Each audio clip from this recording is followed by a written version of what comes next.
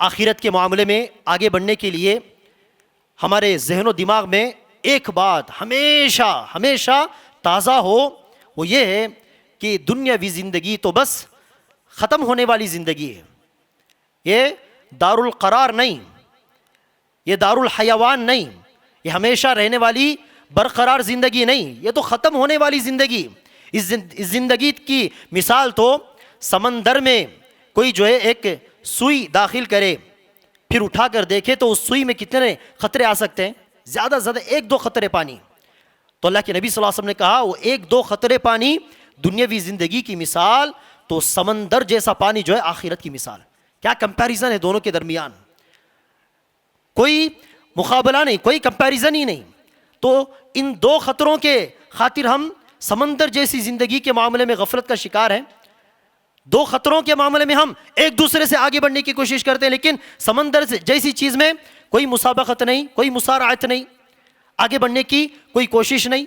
تو ہمیں دنیاوی زندگی کی حقیقت کو بھی سمجھنے کی ضرورت ہے اور آخرت کی حقیقت کو سمجھنے کی ضرورت ہے۔ ان بکل تسبیحۃ صدقہ، سبحان اللہ کہنا بھی صدقہ ہے، وکل تحمیدۃ صدقہ، الحمدللہ کہنا بھی صدقہ ہے، وکل تکبیرۃ صدقہ، اللہ اکبر کہنا بھی صدقے کے برابر نیکی حاصل کرنے کا ذریعہ ہے، وکل تہلیلۃ صدقہ، لا الہ الا اللہ کہنا بھی صدقے کے برابر نیکی حاصل کرنے کا ذریعہ ہے، وَأَمْرٌ بِالْمَعْرُوفِ صدقہ، نیکی کا حکم دینا بھی صدقہ ہے، وَنَهْيٌ عَنْ مُنْكَرٍ صدقہ، برائی سے لوگوں کو روکنا بھی صدقہ ہے، وَفِي بُضْعِ أَحَدِكُمْ صدقہ، یہاں تک اللہ کے رسول صلی اللہ علیہ وسلم نے کہا تم میں سے کوئی شخص اپنی بیوی کے ساتھ ہم بستری کرتا ہے تو اس میں بھی صدقے کا ثواب ہے۔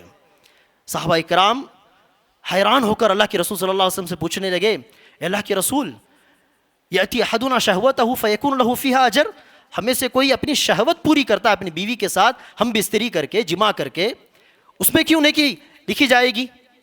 اس میں کیوں اللہ تبارک و تعالیٰ ثواب دے گا؟ وہ کوئی ثواب کا کام تھوڑی ہے، وہ اپنی حاجت پوری کر رہا ہے، وہ اپنی شہوت پوری کر رہا ہے۔ تو اللہ کے نبی صلی اللہ علیہ وسلم سے، اللہ کے رسول صلی اللہ علیہ وسلم نے صحابہ اکرام سے ایک سوال پوچھ لیا، ارأیتم لو وضعها فی حرام اکان علیہ وزر، ذرا بتاؤ، ذرا سوچو، اگر یہی کام وہ بندہ حرام طریقے سے ادا کرے، حرام طریقے پر اپنی شہوت پوری کرے تو کیا گناہ نہیں لکھا جائے گا؟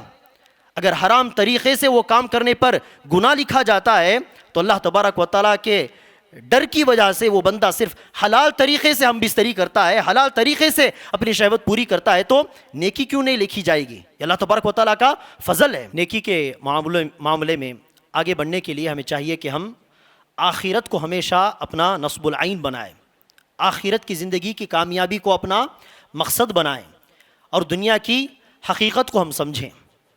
اور جب بھی ہم نیکی کا کام کچھ کر لیں، کچھ ثواب کا کام کر لیں، ہمیں اطمینان ہو کہ الحمدللہ میرا وقت جو ہے صحیح چیز میں خرچ ہوا ہے۔ اگر کچھ پیسہ خرچ کر دیں تو اطمینان ہمیں حاصل ہو کہ الحمدللہ پیسہ میں نے صحیح جگہ لگایا ہے، نیکیاں میں نے اپنے لیے آخرت میں جمع کر لیے ہیں۔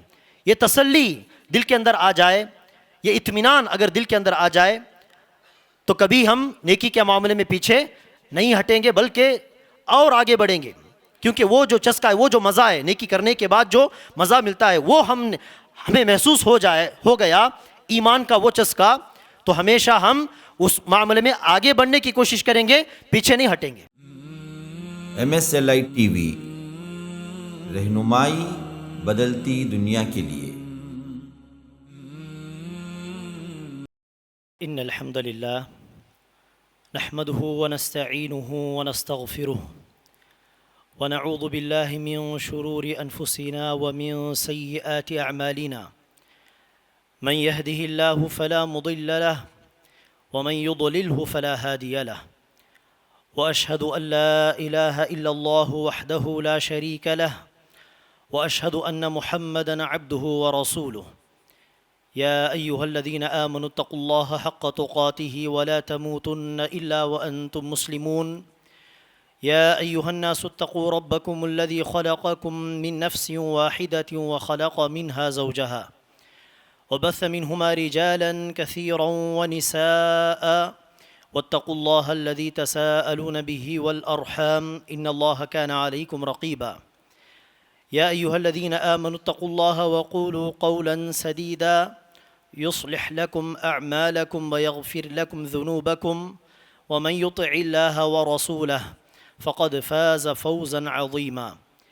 أما بعد فإن خير الحديث كتاب الله وخير الهدي هدي محمد صلى الله عليه وسلم وشر الأمور محدثاتها وكل محدثة بدعة وكل بدعة ضلالة وكل ضلالة في النار.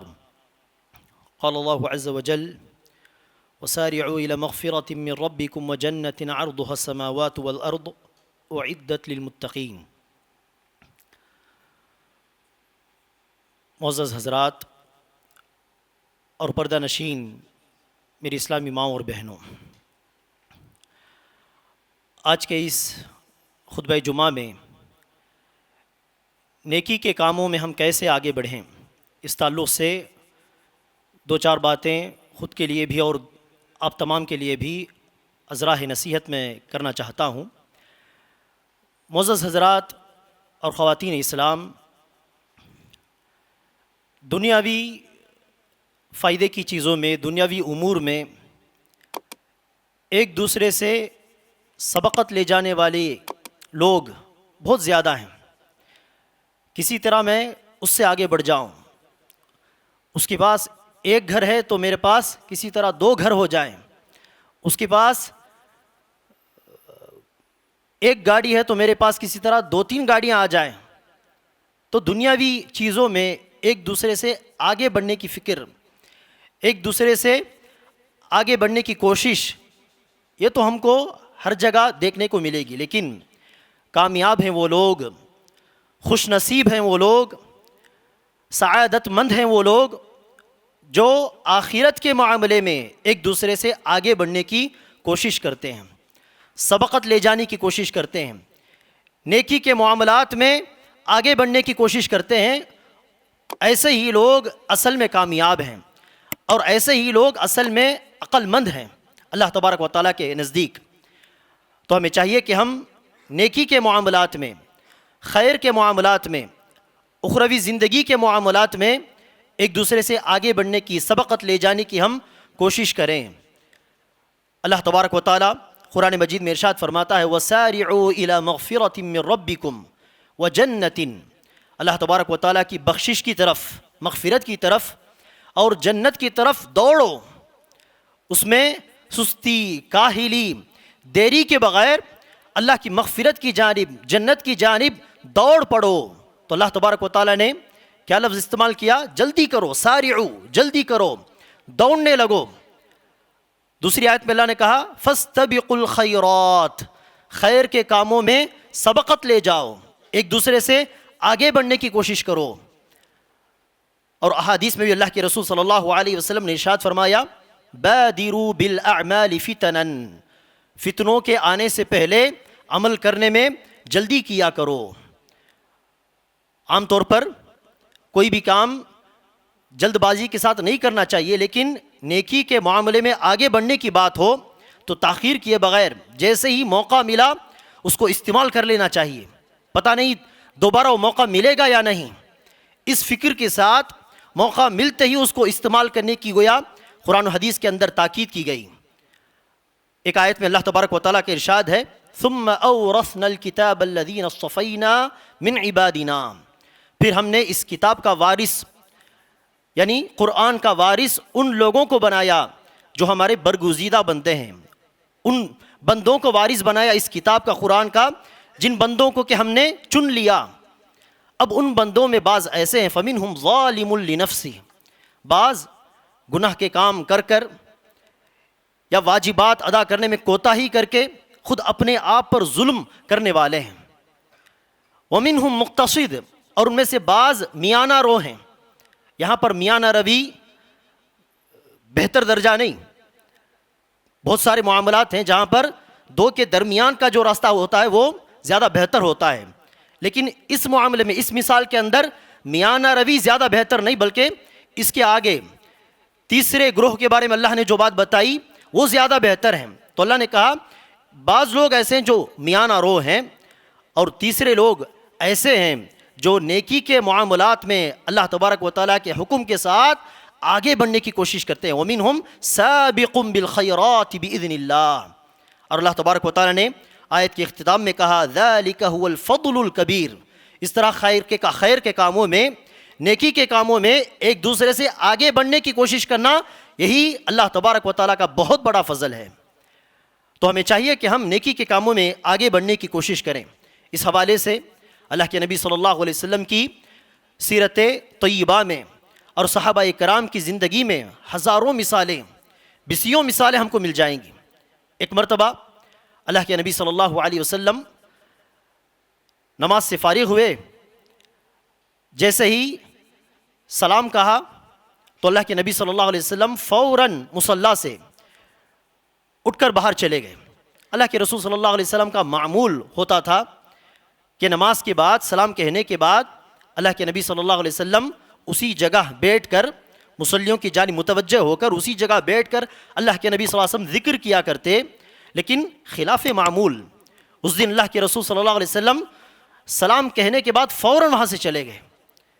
واپس آئے تو اللہ کے رسول صلی اللہ علیہ وسلم کہنے لگے کہ جب میں نماز میں تھا مجھے یاد آیا کہ گھر کے اندر ایک چاندی کا ٹکڑا پڑا ہوا ہے، ابھی تک میں نے اس چاندی کے ٹکڑے کو بطور صدقہ کسی کو نہیں دیا.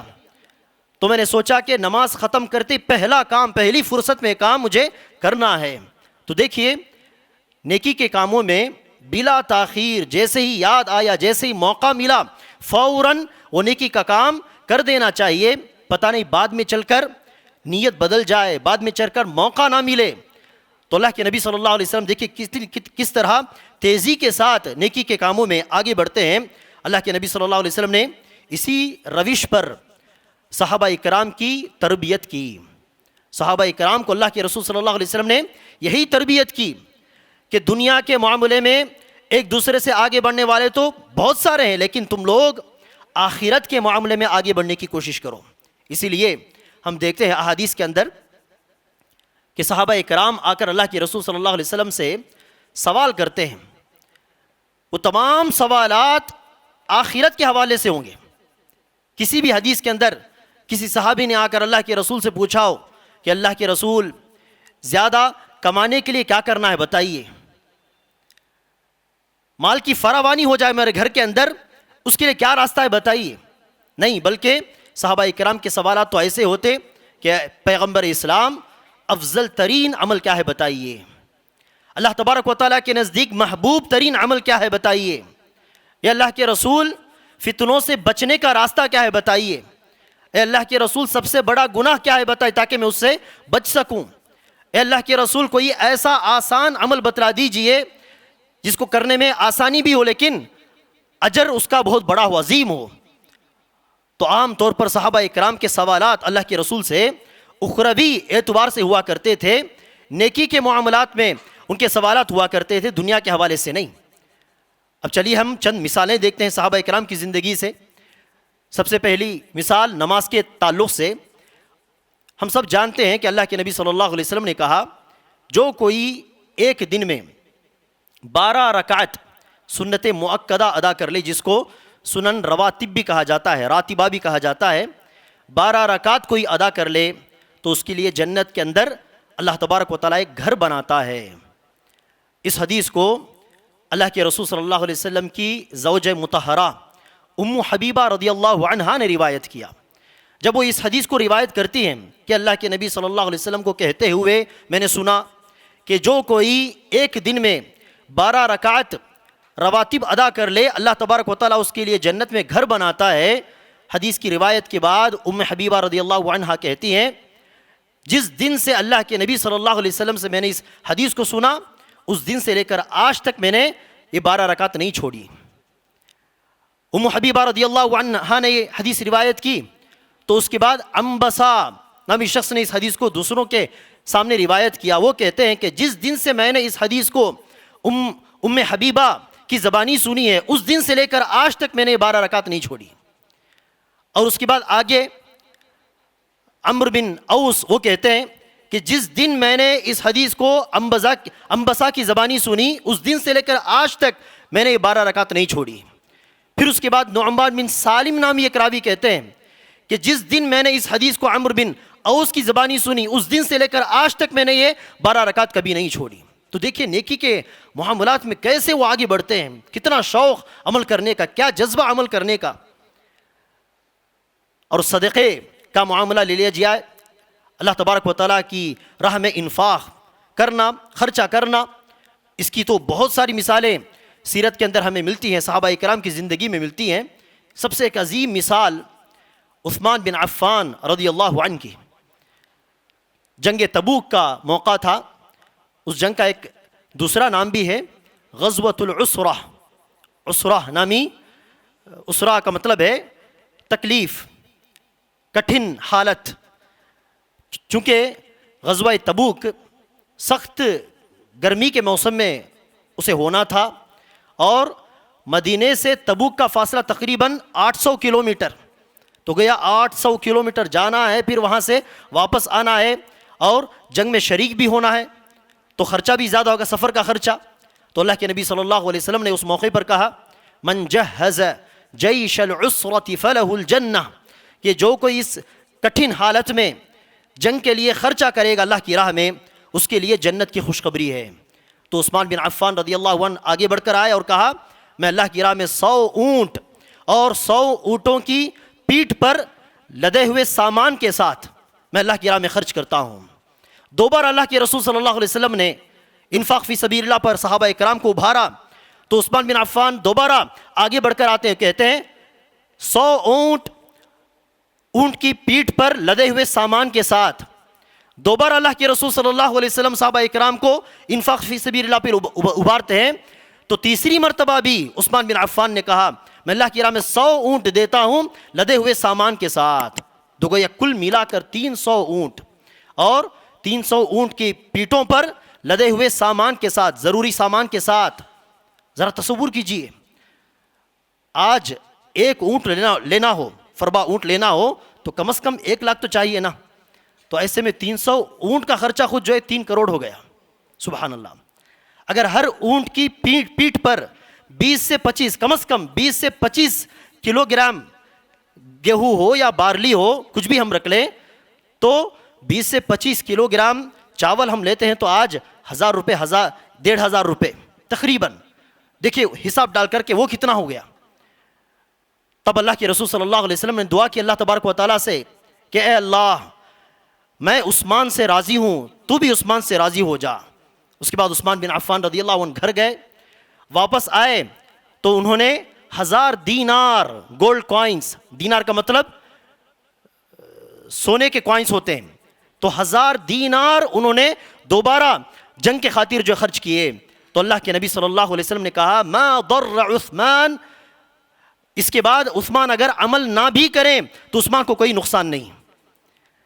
تو ذرا سوچئے کہ 20 دینار پر، 20 گولڈ کوائن پر زکوٰۃ واجب ہوتی ہے، 20 دینار 80 پر 5 گرام سونے کے برابر، تو ایسے میں 20 گرام سونے کا نصاب ہے، تو 1000 دینار کا مطلب کیا ہوا، اور آج کے زمانے میں اس کی قیمت کیا ہوگی، ذرا حساب لگا کر دیکھیے، خود اس سونے کا حساب جو ہے 5 کروڑ کے اوپر، 5 کروڑ 10 لاکھ کے قریب تقریباً۔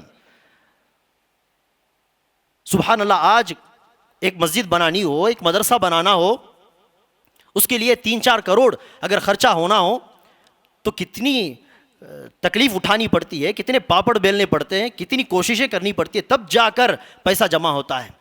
لیکن یہاں ایک تنہا آدمی، ایک اکیلا شخص تقریباً 10 کروڑ اللہ کی راہ میں ایک موقع پر خرچ کر رہا ہے، تو کتنی عظیم بات ہو گئی۔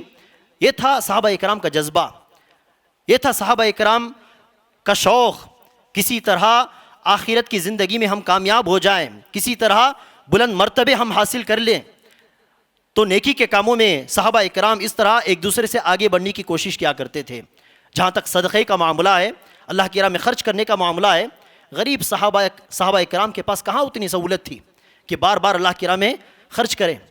تو ہمیشہ غریب صحابہ اکرام کو یہ فکر دامنگیر ہوتی کہ پیسے والے مالدار تو خوب اللہ کی راہ میں خرچ کرتے ہیں، لیکن ہمارے پاس اتنی سہولت نہیں، لیکن کسی طرح صدقے کا ثواب حاصل کرنے کا شوق ان کے پاس ہے، اس کی تڑپ ان کے پاس ہے۔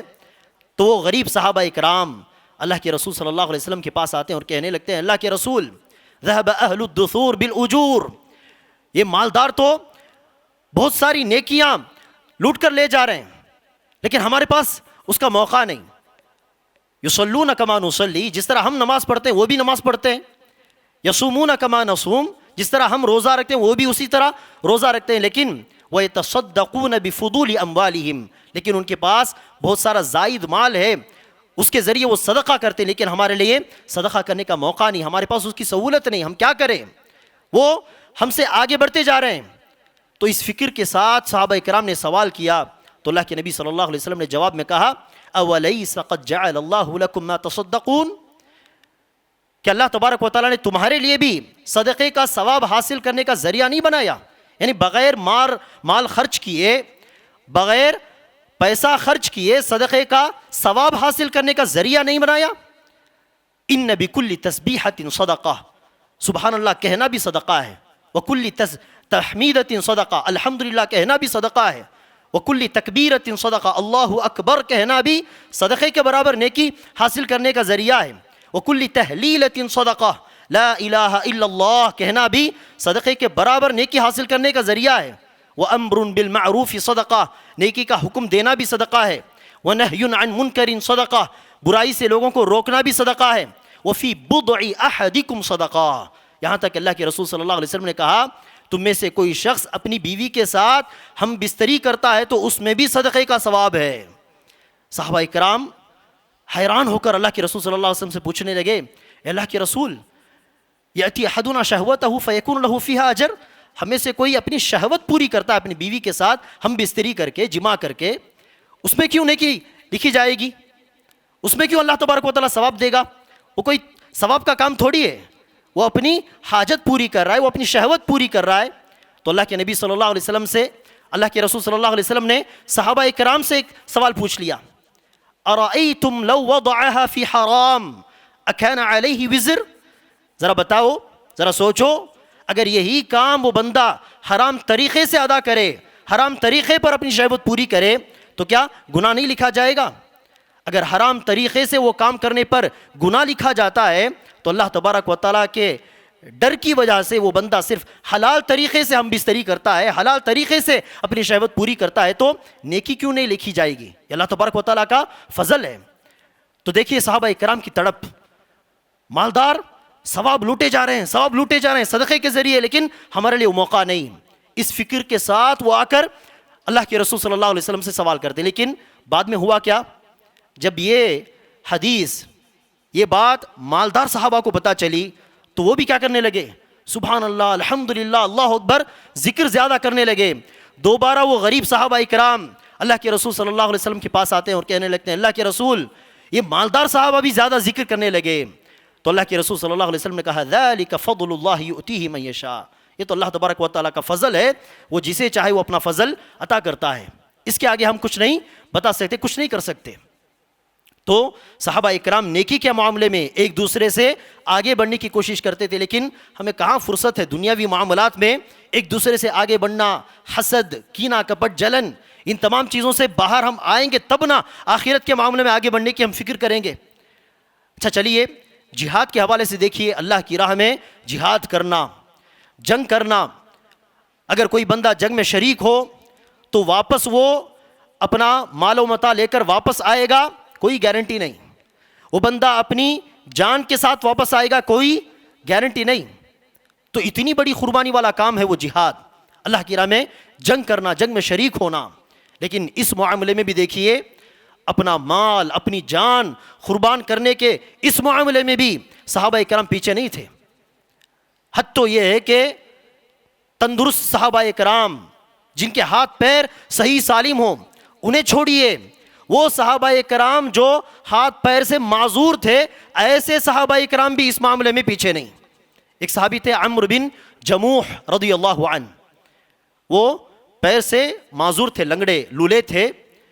وہ جنگ میں شریک ہونا چاہتے تھے لیکن ان کے بچوں نے، جوان بچوں نے کہا نہیں ابا جان آپ معذور ہیں، آپ پر جہاد میں شریک ہونا فرض نہیں ہے، آپ گھر میں رہیے. لیکن وہ مصر تھے کہ کسی طرح میں جنگ میں شریک ہو جاؤں گا.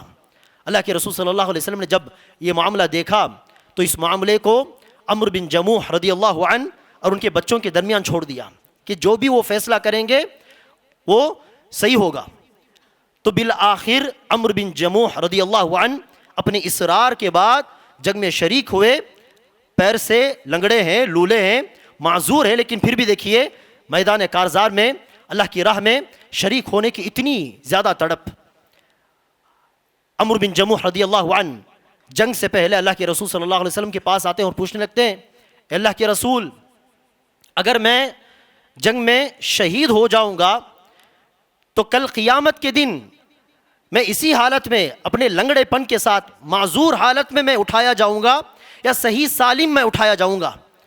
اللہ کے رسول صلی اللہ علیہ وسلم نے کہا نہیں, بلکہ تم صحیح سالم جنت میں داخل ہوگے, لنگڑے پن کے ساتھ نہیں.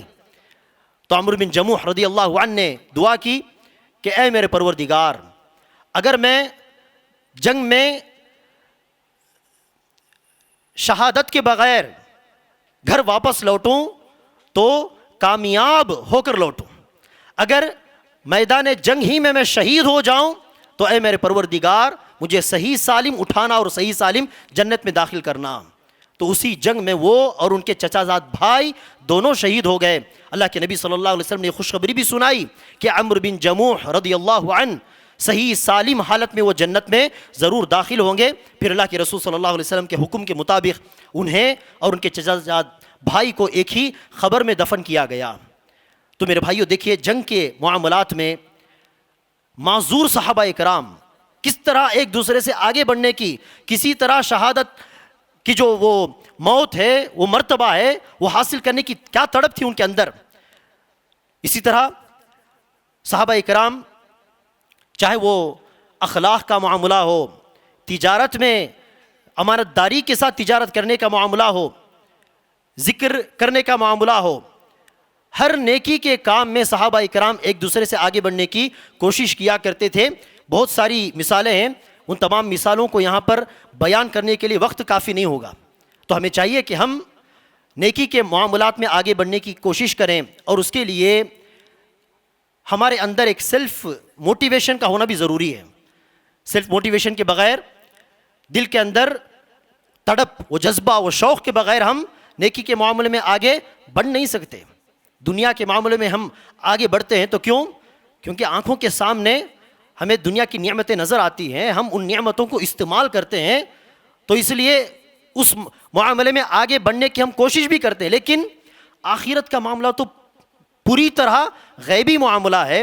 اس کی نیکیاں, اس کا کیا ثواب ہے, اس کے درجات کیا ہیں, تمام چیزیں ہماری آنکھوں سے اوجھل ہیں.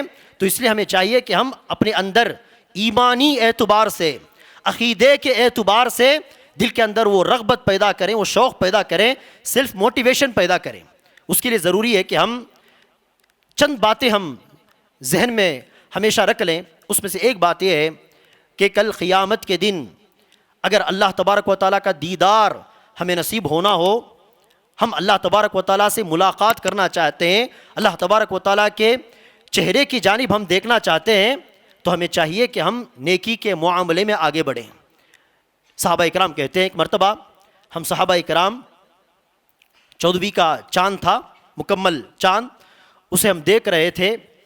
تو اتنے میں اللہ کے رسول صلی اللہ علیہ وسلم مجلس میں آئے اور کہنے لگے, انکم سترون ربکم کما ترون القمر لیلۃ البدر, جس طرح تم 14ویں کا چاند دیکھتے ہو اسی طرح کل قیامت کے دن تم اپنے پروردگار کو دیکھو گے. یہاں اللہ تبارک و تعالیٰ کی تشبیہ چاند کے ساتھ نہیں, بلکہ دیکھنے کی تشبیہ. یعنی ہم جس طرح چاند کو سر اٹھا کر نگاہ اوپر کر کے چاند کو دیکھتے ہیں, اسی طرح کل قیامت کے دن اللہ تبارک و تعالیٰ چونکہ بلند ہے, عرش پر مستوی ہے, تو سر اٹھا کر آنکھیں بلند کر کے رب کو, پروردگار کو دیکھنا ہوگا. تو اللہ کے رسول صلی اللہ علیہ وسلم نے اس جانب اشارہ کرتے ہوئے کہا کہ جس طرح تم چاند کو دیکھ رہے ہو اسی طرح کل قیامت کے دن اپنے پروردگار کی طرف تم نگاہ اٹھا کر, سر اٹھا کر دیکھو گے. لا تضامون فی رؤیتی, اللہ تبارک و تعالیٰ کی رؤیت کے لیے, اللہ تبارک و تعالیٰ کو دیکھنے کے لیے, اللہ کے دیدار کے لیے بھیڑ لگانے کی ضرورت نہیں, یہ کہنے کی ضرورت نہیں کہ ذرا بیٹھو بھائی نظر نہیں آ رہا. ہر کوئی اپنی نگاہ اوپر اٹھائے گا، سر اوپر اٹھائے گا تو آسانی کے ساتھ الحمدللہ رب کو دیکھ سکتا ہے، اللہ کو دیکھ سکتا ہے۔ اللہ کے نبی صلی اللہ علیہ وسلم نے یہ خوشخبری سنائی تو فوراً حدیث کے اختتام میں یوں کہا، اگر تم سورج کے طلوع ہونے سے پہلے والی جو نماز ہے وہ نماز، اور سورج کے غروب ہونے سے پہلے والی جو نماز ہے وہ نماز، یعنی فجر کی نماز اور عصر کی نماز ناغا کیے بغیر اگر تم اسے پڑھ سکتے ہو پابندی کے ساتھ تو پڑھ لو، فافعلوا، اس طرح کر لو، تب جا کر تمہیں اللہ تبارک و تعالیٰ کی دیدار کا موقع ملے گا۔ تو پتہ چلا کہ نماز کے معاملے میں آگے بڑھنے کی ضرورت ہے، پابندی کی ضرورت ہے، سستی کے بغیر، ناغا کیے بغیر۔ تو اللہ تبارک و تعالیٰ کو ہم دیکھنا چاہتے ہیں۔ اللہ کے نبی صلی اللہ علیہ وسلم تو دعا کیا کرتے تھے کہ اے میرے پروردگار، تیرے چہرے کی جانب دیکھنے کی سعادت ہمیں نصیب فرما۔ تو صحیح مسلمان ہے، سچا پکا مسلمان ہے تو اس کے دل میں ضرور بضرور یہ خواہش ہوگی، یہ تمنا ہوگی کہ کل قیامت کے دن مجھے میرے پروردگار سے ملنا ہے، اللہ تبارک و تعالیٰ کی جانب، اللہ کے چہرے کی جانب مجھے دیکھنا ہے، دیدار مجھے نصیب ہونا ہے۔ یہ تمنا ہر مسلمان کے دل میں ضرور ہوگی۔ اگر اس تمنا کو ہم سچ میں بدلنا چاہتے ہیں تو ہمیں چاہیے کہ ہم نیکی کے معاملے میں آگے بڑھیں۔ اور دوسری چیز دل کے اندر شوق پیدا کرنے کے لیے وہ ہے کل قیامت کے دن جنت میں اگر ہم اللہ کے نبی صلی اللہ علیہ وسلم کی قربت چاہتے ہیں، اللہ کے نبی صلی اللہ علیہ وسلم کے نزدیک رہنا چاہتے ہیں۔ دنیا میں تو اللہ کے رسول کی صحبت ہمیں نصیب نہیں ہوئی، ہم صحابہ اکرام نہیں ہیں، صحابی نہیں ہیں، لیکن جنت میں ہم اللہ کے نبی صلی اللہ علیہ وسلم کی صحبت میں رہنا چاہتے ہیں تو ہمیں چاہیے کہ ہم نیکی کے معاملے میں، خیر کے معاملے میں آگے بڑھیں، دوڑ لگائیں، سبقت کرنے کی کوشش کریں۔ ایک صحابی تھے ربیعہ بن کعب الاسلمی رضی اللہ عنہ، وہ اللہ کے رسول صلی اللہ علیہ وسلم کی خدمت کیا کرتے تھے، چھوٹی بڑی خدمتیں، یہاں تک کہ بس اوقات اللہ کے نبی صلی اللہ علیہ وسلم تہجد کی نماز کے لیے اٹھتے تو اس وقت وہ صحابی ربیعہ بن کعب الاسلمی حاضر ہو جاتے، اللہ کے نبی صلی اللہ علیہ وسلم کے لیے مسواک لاتے، وضو کا پانی تیار کرتے۔ تو اس طرح اللہ کے نبی صلی اللہ علیہ وسلم کی خدمت کے لیے تہجد کے وقت وہ حاضر ہو جاتے۔ ذرا سوچئے کوئی بندہ جو ہے اپنی فجر کی نماز کے لیے پہلے وقت میں اٹھ جائے، کسی اور کے لیے نہیں، خود اپنے لیے، اپنی نماز کے لیے صحیح وقت میں اٹھ جائے، بڑی بات ہے۔ لیکن یہاں یہ صحابی اللہ کے رسول کی خدمت کے لیے وہ بھی تہجد کے وقت اٹھ کر آتے ہیں اور اللہ کے رسول صلی اللہ علیہ وسلم کے لیے وضو کا پانی دیتے ہیں، مسواک دیتے ہیں۔ جب اس خدمت کے جذبے کو اللہ کے رسول صلی اللہ علیہ وسلم نے دیکھا تو اللہ کے نبی صلی اللہ علیہ وسلم بہت خوش ہوئے، خوش ہو کر اس صحابی سے کہنے لگے، سل اے ربیعہ، جو چاہیے مانگو۔ شاید اللہ کے نبی صلی اللہ علیہ وسلم یہ سوچ رہے تھے کہ بیچارہ غریب ہے، دو چار پیسے مانگ لے گا، کچھ بھی دنیاوی اعتبار سے کچھ فائدے کی چیز مانگ لے گا تو دے دیں گے۔ شاید اللہ کے رسول نے یہ سوچ کر اس صحابی سے یہ کہا کہ سل، جو مانگنا ہے مانگو۔ لیکن صحابہ اکرام کہاں دنیا کے راغب تھے، وہ تو ہمیشہ آخرت میں رغبت رکھنے والے تھے، آخرت کے شوقین تھے۔ تو ربیعہ بن کعب الاسلمی نے دنیاوی اعتبار سے کوئی چیز نہیں مانگی، بلکہ اللہ کے رسول صلی اللہ علیہ وسلم سے انہوں نے کہا، مرافقتک فی الجنہ، اللہ کے نبی جس طرح یہاں دنیا میں آپ کے قریب ہوں، آپ کا رفیق ہوں، دوست ہوں، آپ کی صحبت مجھے نصیب ہوئی ہے، میں چاہتا ہوں کہ جنت میں بھی میں آپ کا رفیق بن کر رہوں، آپ کے قریب رہوں، آپ کی صحبت مجھے جنت میں بھی نصیب ہو جائے۔ اللہ کے نبی صلی اللہ علیہ وسلم نے دوسری مرتبہ بھی پوچھ لیا، او غیر ذالک، اچھا یہ بات تو صحیح ہے، اس کے علاوہ کچھ چاہیے؟ شاید اللہ کے نبی نے سوچا ہوگا تو کہ پہلی مرتبہ آخرت مانگ لی، ہو سکتا ہے کہ دوسری مرتبہ دنیا مانگ لے۔ تو اللہ کے نبی صلی اللہ علیہ وسلم نے کہا، او غیر ذالک، اس کے علاوہ کچھ چاہیے؟ صحابی نے کہا، ہوا ذاک، نہیں اللہ کے رسول، وہ مل جائے تو بس ہے، جنت کے اندر آپ کی صحبت، آپ کی نزدیکی، آپ کی مرافقت مل جائے، وہ میرے لیے کافی ہے۔ تو اللہ کے نبی صلی اللہ علیہ وسلم نے کیا کہا؟ فَأَعِنِّي عَلَى نَفْسِكَ بِكَثْرَةِ السُّجُودِ، اگر جنت میں میری نزدیکی، میری قربت تم چاہتے ہو، جنت میں بھی میری صحبت تم چاہتے ہو، تو زیادہ سجدوں کے ذریعے میری مدد کیا کرو۔ میں اللہ سے دعا کروں گا، لیکن تم اپنے آپ کے لیے وہ مرتبہ چاہتے ہو، وہ درجہ چاہتے ہو تو زیادہ سجدے کیا کرو۔ زیادہ سجدے کا مطلب نہیں کہ جب بھی موقع ملے گا سجدے میں گر جائے. نہیں, الگ سے سجدہ کرنا کوئی عبادت نہیں. سجدہ سہو الگ سے کیا جا سکتا ہے, سجدہ تلاوت الگ سے کیا جا سکتا ہے, سجدہ شکر الگ سے کیا جا سکتا ہے. ان 3 سجدوں کے سوا الگ سے سجدہ کرنا کوئی عبادت نہیں. جب بھی موقع ملا 10 سجدے کر لیے, 20 سجدے کر لیے. زیادہ سجدے کیا کرو, اس کا مطلب ہے زیادہ نماز پڑھا کرو. فرض نمازوں سے آگے بڑھ کر نفل نماز پڑھا کرو, مستحب نماز پڑھا کرو, نیکی کے معاملے میں آگے بڑھ جاؤ. تو یہ مطلب ہے اس حدیث کا. تو پتہ چلا کہ اللہ کے نبی صلی اللہ علیہ وسلم کی قربت ہم چاہتے ہیں جنت کے اندر, اللہ کے نبی صلی اللہ علیہ وسلم کی صحبت ہم چاہتے ہیں, تو ہمیں چاہیے کہ ہم نیکی کے معاملے میں آگے بڑھنے کی کوشش کریں. اور اسی طرح محترم حضرات,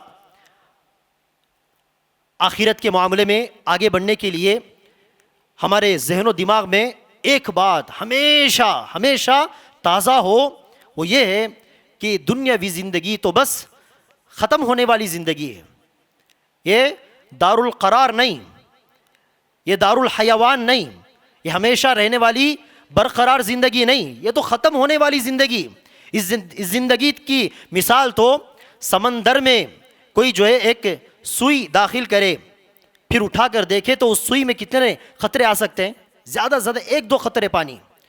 تو اللہ کے نبی صلی اللہ علیہ وسلم نے کہا وہ 1-2 خطرے پانی دنیاوی زندگی کی مثال, تو سمندر جیسا پانی جو ہے آخرت کی مثال. کیا کمپیریزن ہے دونوں کے درمیان, کوئی مقابلہ نہیں, کوئی کمپیریزن ہی نہیں. تو ان 2 خطروں کے خاطر ہم سمندر جیسی زندگی کے معاملے میں غفلت کا شکار ہیں. 2 خطروں کے معاملے میں ہم ایک دوسرے سے آگے بڑھنے کی کوشش کرتے ہیں, لیکن سمندر جیسی چیز میں کوئی مسابقت نہیں, کوئی مسارعت نہیں, آگے بڑھنے کی کوئی کوشش نہیں. تو ہمیں دنیاوی زندگی کی حقیقت کو بھی سمجھنے کی ضرورت ہے اور آخرت کی حقیقت کو سمجھنے کی ضرورت ہے. ایک دوسری مثال, ایک مرتبہ اللہ کے نبی صلی اللہ علیہ وسلم صحابہ اکرام ایک بکری پر سے, مری ہوئی بکری تھی, بکری پر سے گزرے, اس بکری کے کان بھی کٹے ہوئے تھے. اللہ کے نبی صلی اللہ علیہ وسلم نے صحابہ اکرام سے پوچھا کیا تم میں سے کوئی یہ بکری پیسہ دے کر خریدے گا؟ صحابہ اکرام نے کہا اللہ کے نبی صلی اللہ علیہ وسلم اگر یہ بکری زندہ بھی ہوتی تو کوئی اس کو پیسہ دے کر خریدے گا نہیں, کیونکہ کان کٹے ہوئے ہیں. زندہ بھی ہوتی تو کوئی خریدنے والا نہیں.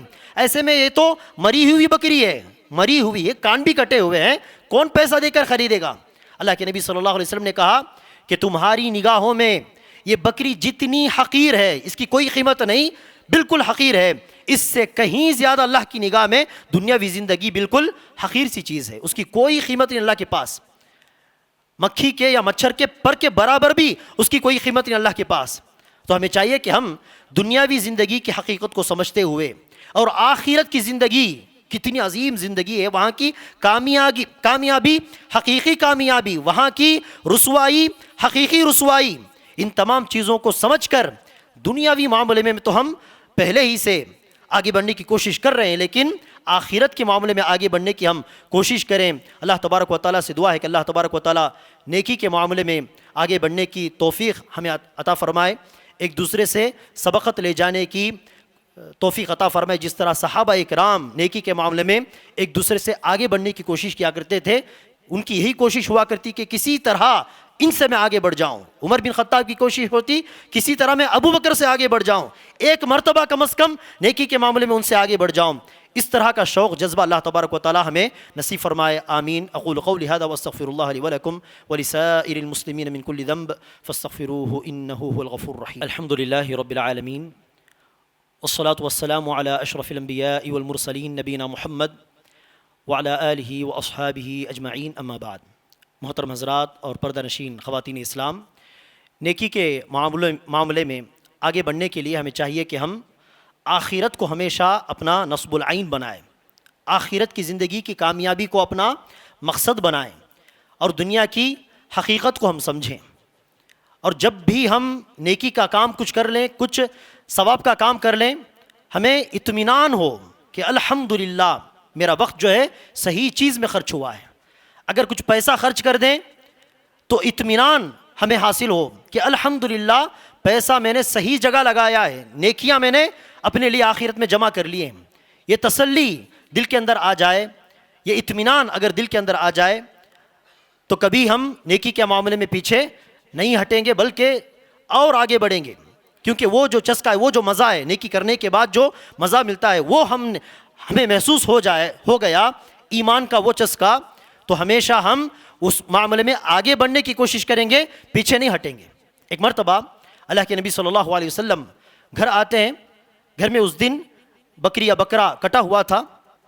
اللہ کے نبی صلی اللہ علیہ وسلم نے پوچھا کچھ بچا ہے، گوشت کچھ بچا ہے؟ عائشہ رضی اللہ عنہا نے چیک کر کے دیکھ کر کہا کہ اللہ کے نبی پورا تو دے دیا، لوگوں کو دے دیا، خرچ کر دیا گوشت، اس کا ایک شانہ یا کہ اس کی ایک ران بس بچی ہوئی ہے۔ تو اللہ کے نبی صلی اللہ علیہ وسلم نے کہا کہ صرف ران جو ہے خرچ کرنے والے ہیں ہم، اس کے بعد پوری بکری بچی ہوئی، یعنی پوری بکری محفوظ ہے، پوری بکری سیونگ ہے، وہ ران جو ہے اب ہم خود کے لیے خرچ کرنے والے ہیں۔ عائشہ رضی اللہ عنہا نے کہا پوری بکری خرچ ہو گئی، ختم ہو گئی، صرف ران بچا ہوا، ایک شانہ بچا ہوا ہے۔ اللہ کے نبی نے کہا نہیں، اس کا ایک شانہ بچا ہوا نہیں بلکہ پوری بکری بچی ہوئی ہے، سیونگز میں ہے، یعنی اس کو ہم نے خرچ کر کے نیکی میں تبدیل کر لیا، وہ محفوظ ہے۔ اب یہ جو ران ہم کھانے والے ہیں اس کا کوئی حساب نہیں۔ تو ہمیں اس تصور کے ساتھ کیا کرنا چاہیے؟ صدقہ کرنا چاہیے، نیکی کے کام کرنے چاہیے، اس ایمان کے ساتھ، عقیدے کے ساتھ کہ میرا وقت، میری کوشش، میری محنت صحیح جگہ صرف ہوئی ہے، میں نے اپنے لیے آخرت کا ذخیرہ تیار کر لیا ہے۔ اگر یہ تصور ہمارے دل میں آ جائے، یہ ایمان، یہ عقیدہ آ جائے تو ہم ہمیشہ آگے بڑھتے جائیں گے، کبھی جو ہے رسوا نہیں ہوں گے، کبھی یہ دل میں جو خیال نہیں آئے گا کہ میں نے وقت برباد کر دیا، میں نے پیسہ برباد کر دیا، میں نے اپنی قوتیں برباد کر دی، نعوذ باللہ۔ ہم اطمینان کے ساتھ اور آگے بڑھنے کی کوشش کریں گے، اور آخر میں جب ہم نیکی کے میدان میں آگے بڑھنے کی کوشش کرتے ہیں تو ہمیں چاہیے کہ ہم ایسی نیکیاں بھی بار بار زیادہ سے زیادہ کرنے کی ہم کوشش کریں کہ جو نیکیاں ہماری موت کے بعد بھی ہم کو نیکیاں اللہ تبارک و تعالیٰ کے پاس دلاتی ہوں۔ صدقہ جاریہ ہے، علم کو پھیلانا ہے، ایسی چیزیں، تاکہ ہم مر جائیں لیکن مرنے کے بعد بھی ہم کو نیکیاں ملتی رہیں۔ اسی لیے کسی نے عبداللہ بن مبارک، بہت بڑے عالم گزرے، محدث گزرے ہیں، ان سے پوچھا کہ اگر آپ کو پتہ چلے کہ آپ کی زندگی کا بس آخری دن بچا ہوا ہے، ایک دن کے بعد آپ انتقال کرنے والے ہیں، تو اپنی زندگی کے آخری دن آپ کیا عمل کریں گے؟ اگر یہی سوال کوئی ہم سے کر لے تو ہو سکتا ہے ہم میں سے کوئی یہ کہے کہ میں زیادہ زیادہ ذکر کروں گا، کیونکہ آسان کام ہے، زیادہ قوت نہیں لگے گی، بہت زیادہ نیکیاں ہم بٹور سکتے ہیں۔ ہو سکتا ہے کوئی کہے کہ ایک دن، سارا دن میں قرآن پڑھتا رہوں گا۔ ہو سکتا ہے ہم میں سے کوئی کہے کہ میں زیادہ سے زیادہ نفل نماز پڑھنے کی کوشش کروں گا۔ بہت سارے جوابات آ سکتے ہیں، لیکن عبداللہ بن مبارک رحمہ اللہ نے کہا کہ میری زندگی کا وہ آخری دن میں لوگوں کو دین کی تعلیم دینے میں خرچ کروں گا، لوگوں کو پڑھانے میں خرچ کروں گا۔ کیوں؟ کیونکہ یہ اسمارٹ ہو کر جواب دے رہے ہیں۔ پیسہ ہم کچھ خرچ کریں کھانے پینے کے لیے، اس کا ثواب ملے گا، اتنے سے اس کی نیکیاں ختم۔ نماز پڑھیں گے، اس ایک دن 100 رکعت نماز پڑھ لی مثال کے طور پر، 100 رکعت کی نیکیاں نامہ اعمال میں لکھے جائیں گے، اتنے سے حساب ختم۔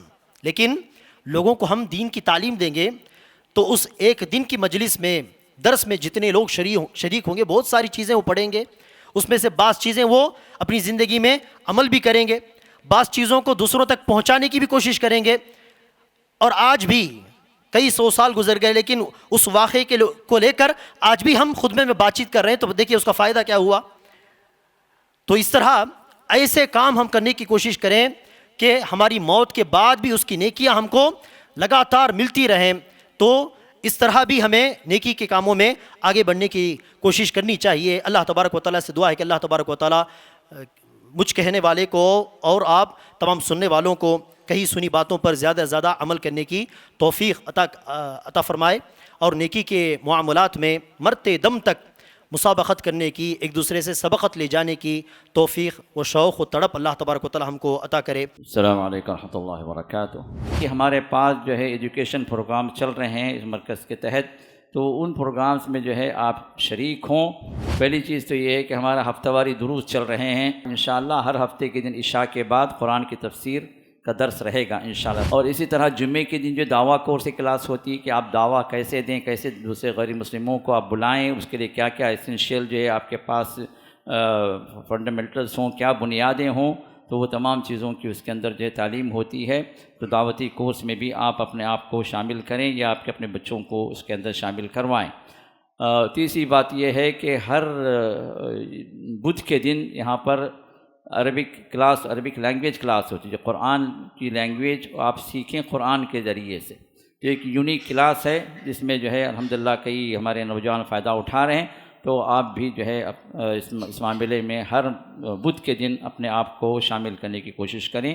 یہ ریگولر کلاسز چل رہی ہیں ہمارے اس مرکز کے اندر۔ اسی طرح حلقوں کے اعتبار سے اس مسجد کے اندر فجر کے بعد بھی جو حلقہ ہے بڑوں کے لیے، اور اسی طرح قرآن کی تلاوت کے یہ کلاسز ہیں، قرآن کو سیکھنے کے لیے مخرج کے ساتھ یہ کلاسز ہیں، تو فجر کے بعد بھی ہے، اور عصر اور مغرب کے بعد جو ہے بچے اور بچیوں کی کلاسز ہیں، لڑکے اور لڑکوں دونوں کے لیے۔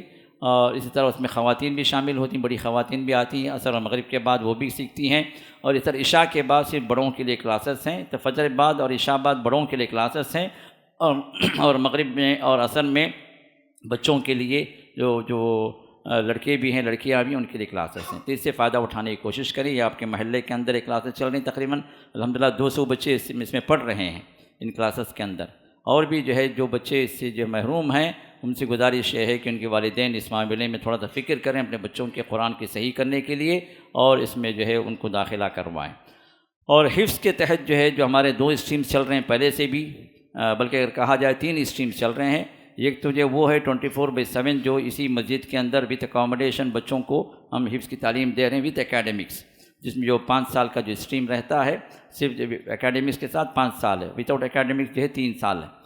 تو یہ جو ہے چل رہا ہے الحمدللہ۔ اس میں بھی جو لوگ جو ہے اپنے بچوں کو حفظ کروانے کے لیے یہاں پر فل ٹائم جو داخلہ کروانا چاہتے ہیں ان کے لیے یہ جو ایڈمیشنز کھل چکے ہیں، اور ان کا اگر کوئی اسپانسر کرنا چاہتے ہیں تو ایک بچے کا 8,000 ہے، کوئی اسپانسر کرنا چاہے تو جو ہے وہ اسپانسر بھی کرنے کے لیے آگے بڑھ سکتے ہیں۔ دوسرا اسٹریم ہے جو ڈے اسکالرس کا ہے، فجر کے بعد آ کر بچہ عصر تک رہے گا، پھر اپنے گھر چلا جائے گا، وہاں پھر جو ہے فجر کے بعد جو ہے اپنا سبق یاد کر کے آئے گا۔ تو یہ جو ہے ڈے اسکالرس کا جو اسٹریم ہے یہ بھی ہمارے السلام اسکول کے اندر ہم نے جاری کر رکھا ہے۔ تو وہاں پر بھی بچہ وہی سسٹم ہے کہ 5 سال میں بچہ حافظ بھی ہوگا اور 10th بھی وہ اپروچ کرے گا۔ اور اس طرح جو ہے اگر کوئی 10th نہیں دینا چاہتا ہے تو ان کے لیے مختصر کر دیا جائے گا۔ اور وہاں پر اسٹریمز جو 10th دینے کے لیے ایک تو اسٹیٹ بورڈ بھی ہے، IGSC بھی ہے، اور اسی طرح جو ہے NIOS کے ذریعے سے بھی 10th دینے کا آپشن موجود ہے۔ 3 طرح سے بچہ جیسے بھی بڑھنا چاہے آپ کا اس میں بڑھ سکتا ہے۔ اس میں بھی جو لوگ داخلے کے لیے خواہاں ہیں، خواہش مند ہیں، وہ لوگ جو اپنے بچوں کو السلام اسکول میں لے کر آ سکتے ہیں، وہاں پر ان کا داخلہ کروا سکتے ہیں۔ اس میں بچوں کے لیے بھی، بچیوں کے لیے بھی، ہمارے پاس فل ٹائم بچوں کے لیے نہیں، بچیوں کے لیے نہیں ہے، صرف بچوں کے لیے ہے، لڑکوں کے لیے۔ لیکن اسکول میں جو ہے جو ہم نے شروع کیا ہے اس میں بچیوں کے لیے بھی انشاءاللہ جو اس سال رہے گا۔ پچھلے سال بھی ہمارا ارادہ تھا لیکن ہو نہیں پایا، لیکن اس سال انشاءاللہ کچھ داخلے کچھ جو ہے ایڈمیشنس آئے ہیں بچیوں کے لیے، تو انشاءاللہ بچیوں کے لیے بھی حفظ کا وہی سسٹم رہے گا جو لڑکوں کے لیے ہے۔ اور تیسرا جو ہے جو باہر جو بچے پڑھ رہے ہیں وہ حفظ کرنا چاہ رہے ہیں تو شام کا جو ہے ہمارے پاس آپشن موجود ہے 5 to 8 جو پارٹ ٹائم حفظ کلاس ہے، اس کا بھی انتظام ہے تاکہ بچے جو ہے جو لوگ یاد کر چکے ہیں وہ مراجعہ کر سکیں، یا کچھ نئے یاد کرنا چاہیں، کچھ نئے پارے نئے اجزاء، تو اس کے لیے بھی موقع ہے۔ تو اپنے بچوں کو پارٹ ٹائم کلاسز میں کوئی جوائن کرنا چاہتا ہے تو اس کے لیے بھی وہ آپشن موجود ہے۔ مقصد یہ ہے کہ آپ کا بچہ کسی نہ کسی طرح حافظ قرآن بنے، یہ ہے اصل۔